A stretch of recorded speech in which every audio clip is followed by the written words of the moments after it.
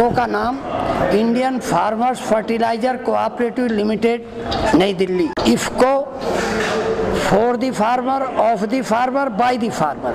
फार्मों के लिए, फार्मर्स से बनी है, फार्मर्स के लिए बनी है और फार्मर्स की सेवा करने का इसका काम है।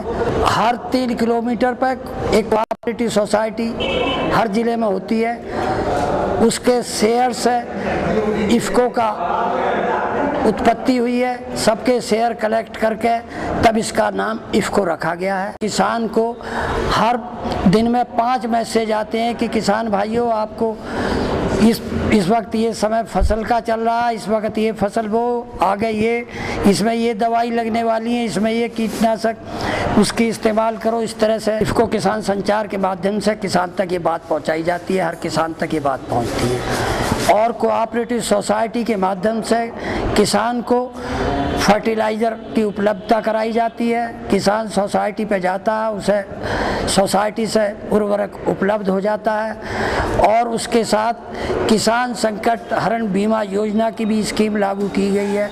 किसान जो कट्टा खरीद के जाता है, उस खरीद में अगर 1 कट्टा खरीदता है और उसकी दुर्घटना हो जाती है तो उसे 4000 रुपये का उसको मिलता है। अगर 25 कट्टे किसान खरीद के उसी रेट में जाता है, उसे कोई बीमे की किस्त नहीं देनी होती।